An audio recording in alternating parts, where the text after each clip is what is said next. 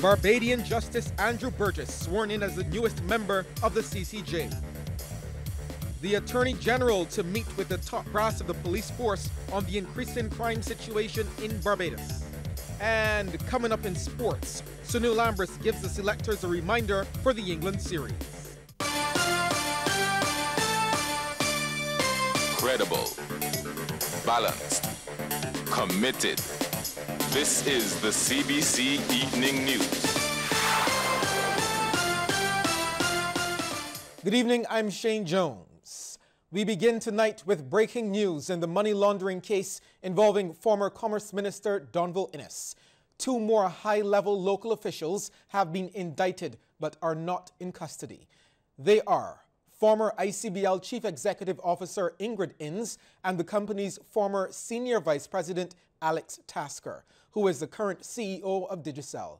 They have been identified in a superseding indictment unsealed today. The document also makes reference to another former senior ICBL employee, calling that person ICBL Executive 1 and saying the individual was the company's chief financial officer. The indictment alleges that between August 2015 and April 2016, Innes engaged in a scheme to accept a bribe from ICBL and to launder the money to and through the U.S. It adds that Innes and Tasker agreed to pay the bribe. It goes on to state that in furtherance of the scheme, Innes, Tasker, and ICBL Executive 1 caused ICBL's majority shareholder, a company in Bermuda, to make the bribe payments. Now, according to the indictment, these were made to Innes through a U.S. bank account in the name of the New York dental company. When contacted a few minutes ago, Alex Tasker said he had no comment to make on the matter. A Barbadian has been elevated to the post of Judge of the Caribbean Court of Justice. Mr. Justice Andrew Burgess is the first Barbadian to hold such a position on the CCJ and took the oath of office during a ceremony at Government House this morning. Lisa Lord reports. The Honourable Mr. Justice Andrew Burgess took the oath of office before Governor-General Dame Sandra Mason, fellow members of the judiciary and legal fraternity just before 11 this morning. He was chosen after an extremely rigorous process which saw a list of 18 people applying for the post of Judge of the CCJ, with applicants showing an interest from as far away as Australia and Botswana. President of the CCJ, Mr. Justice Adrian Saunders, says his appointment was richly deserved. He says he has been impressed with the work of Justice Burgess as he watched him specifically over the past 8 years as he served as a judge of the Barbados Court of Appeal.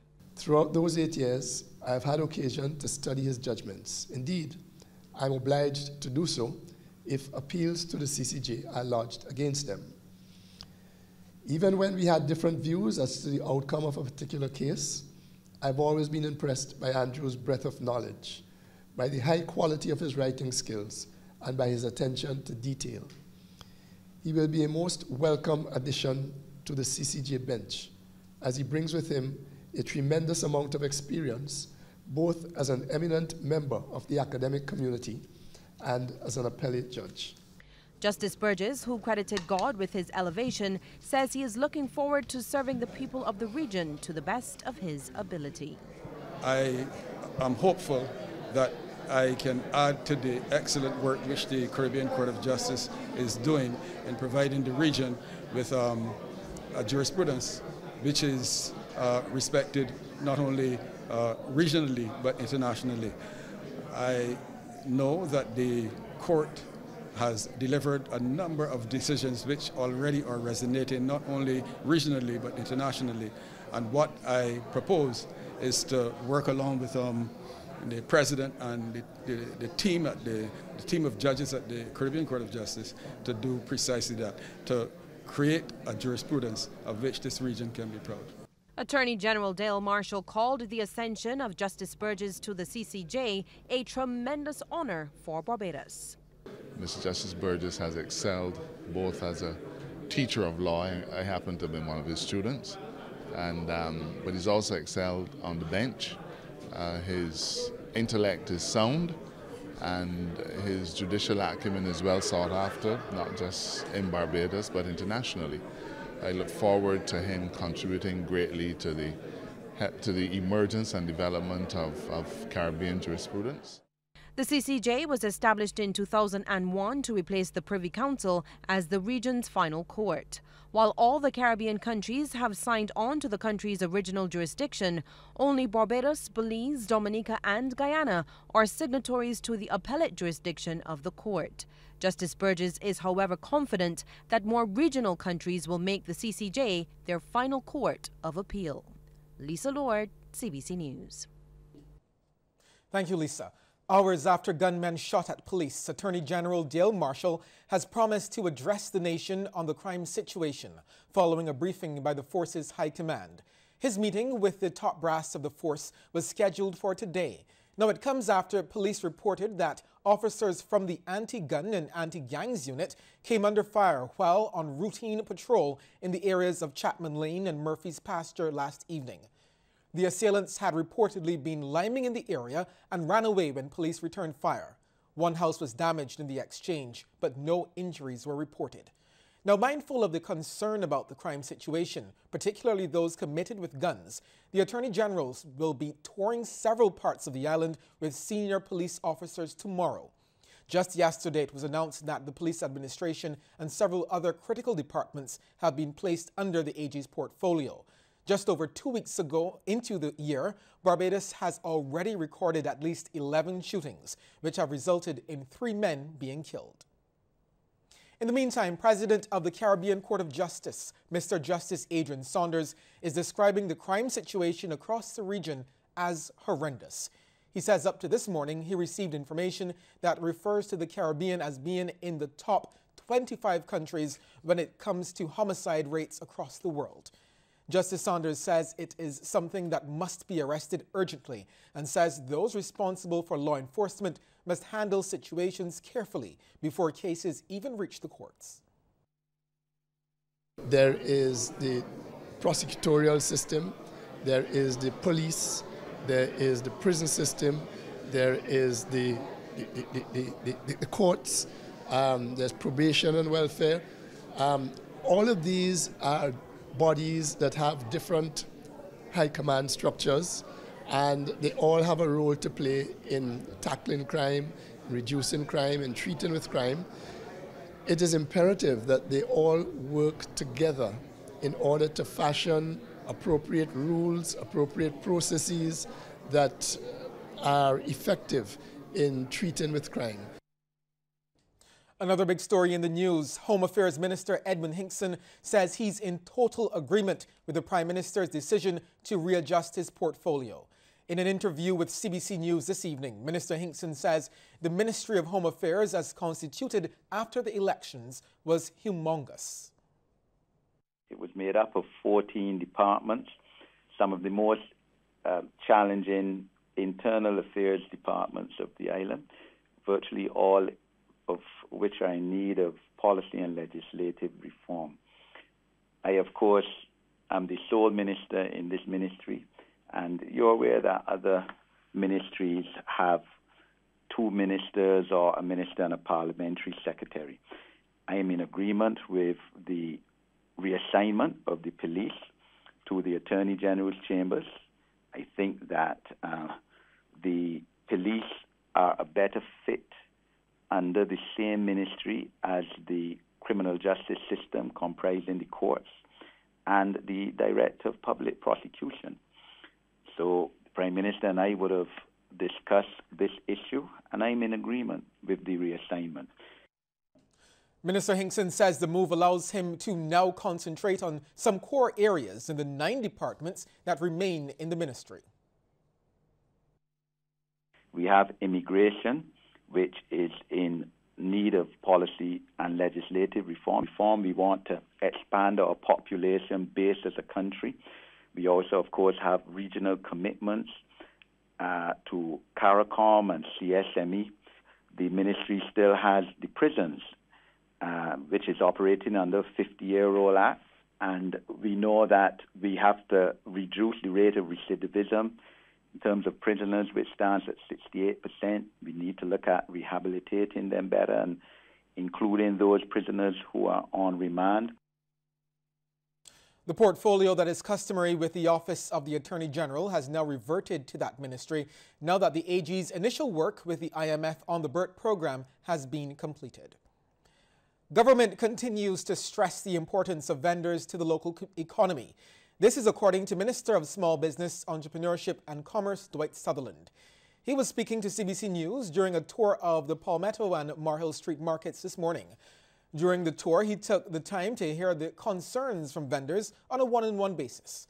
Mr. Sutherland says his ministry is moving to make vending more attractive and modern. He says vending must be seen as more than just selling fruits and vegetables. I am here to see what are some of the challenges and also to empower vendors and to say to people that vending is indeed part of our economic landscape in this country. And we have to give vendors the credit that is due to them. And with that view, then we are looking at ways and means whereby we can empower vendors, make them feel part of our ecosystem, the whole ethos of building a business in this country and creating an entrepreneur in every household can indeed be achieved if we indeed put the necessary legislation and regulatory framework to indeed govern vending. Well, President of the Wayside Vendors Business Association, Keith Franklin, says the major issue facing vendors in both markets is maintenance. They got leakings, you know what I'm saying? They got leakage. Lighting, we want lighting, properly lighting. We want it painting.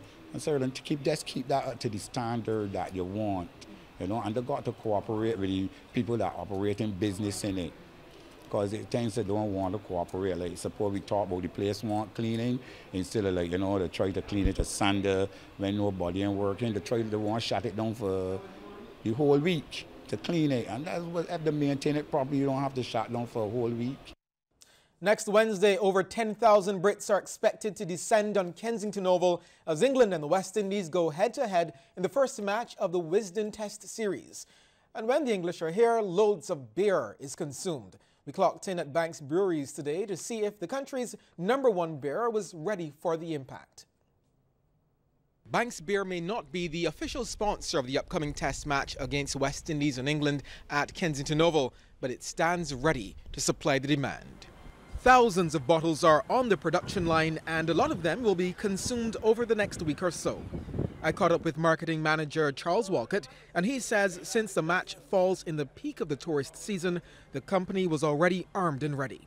Having West Indies versus England to me is definitely a plus. I mean, the English love our beer, they love our culture, they love our beach, so having them here is perfect. Yeah, we just can prepare for it, make sure that it's available, make sure that people can get the consumption and enjoy the beer.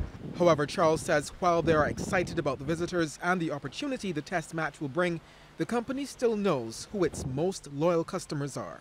It's always a big thing for the country, for everyone, you know. It's a big rivalry that's going on for years. It's something that big fans of cricketers love to go and watch.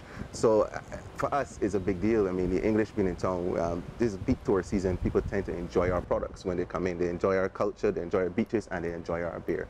But the most important thing for us still is to make sure our locals are happy, because they're true core to our consumption. Barbadians definitely support it, and they're as ambassadors. They're the ones that will go and tell the same tourists, the same English, come try one of our Banks beers. So we're definitely excited that this match is coming and this opportunity to sell more beer. The 5-day test starts on Wednesday. One of the island's newest sixth form schools has recorded significant successes in the latest batch of external examinations. It's the Alexandra School, and Principal Orson Allen says the recent results for the Caribbean Advanced Proficiency Examinations, which were taken by sixth form students, had improved. Speaking at the annual awards ceremony, he notes even more 100% pass rates were recorded for some subjects. Theology, one of the new areas again. For the first time, students wrote examinations. 5 students sat the exams, returning a 100% pass rate. I cannot forget tourism, however. The tourism program, one of our flagship programs as such, 20 students were entered. We had 100% pass rate. So I think we need to at least acknowledge. Regarding the performance at the Caribbean secondary education certificate level, Mr. Allen says more passes were witnessed in their traditionally weak areas, such as mathematics. Last year, for the mathematics program, the overall percentage was 78.52 percentage rate, and that improvement of a 6.8 over the previous year. I would want to note, however, because the percentage can sound very good and so on, but then when you deal with the numbers, I think it speaks volumes, really. We had 100, in that program, 153 students were entered. 149 students sat the exam, and we had 170 students who passed the exam. The Transport Board has been seeing the benefits since it introduced a number of cross-country routes. Chairman Gregory Nichols says a new trial route, which starts in Oistins and ends at the Cane Garden Municipal Complex in St. Thomas, got started this week. Even in the early stages, that route is already paying off. That cross-country route on one return trip had about 130 commuters on that trip alone. And it goes to show that we as a board have been pushing management to use the cross-country routing system more than the out of city or to city route, which has traditionally been the mode of transport for Transport Board. And we feel that there is a lot of possibilities, particularly with the changing demographics in the Warrens area. Mr. Nichols, however, points out that board's ability to provide school bus services, particularly for country schools, continues to be a challenge. Up to yesterday, we were receiving reports that there are some school children who have been left, particularly in the country areas, waiting for buses in areas where there's no normal bus or regular traffic. I don't want to single out the name of that particular school, but we are having some challenges there. But they do provide a significant source of revenue for Transport Board. People might say that school children travel free, but that is not so. The Ministry of Education pays for every school child that travels on our buses, and that provides a significant amount of revenue for us. Barbados has always played a major role in the regional integration movement. This from Barbados Ambassador to CARICOM, David Comishong, who says national hero and father of independence Errol Walton Barrow was pivotal to its development. Ambassador Comishong wants this recognized as Barbados prepares to celebrate Errol Barrow Day next Monday, January 21st. Now, he says the first seeds for CARICOM, as it's known today, were planted in the early 1940s by Mr. Barrow, along with Forbes Burnham from Guyana and Jamaica's Michael Manley. From back then, these young men were pushing the idea of integrating the Caribbean and sowing those seeds of cross-Caribbean friendship, so that when Barrow became Premier of Barbados in 1961, that coincided with the Jamaica passing the referendum to withdraw from the Federation, thereby kind of signaling the end of the Federation. Barrow, just elected to power in Barbados, one of his first acts is to fly to Trinidad to meet with then Trinidadian Premier Eric Williams, to say to Williams, look, Jamaica may be pulling out, but I, Barrow, am willing to work with you, Williams. Let us keep this federation together. Ambassador Comishong says Mr. Barrow delivered his last and most important speech to CARICOM a few months before his death in 1986. In it, he reminded everyone that the region was already integrated, as seen in the way people lived. Basically, he was saying, we are already one people. We are already one civilization. We have had a common historical experience. And so, underlying these superficial differences, there is a common, deep-rooted culture that binds us together. And what we need to do now is to establish the official political and economic structures that tap into those deeper cultural psychological roots that already bind the Caribbean people together.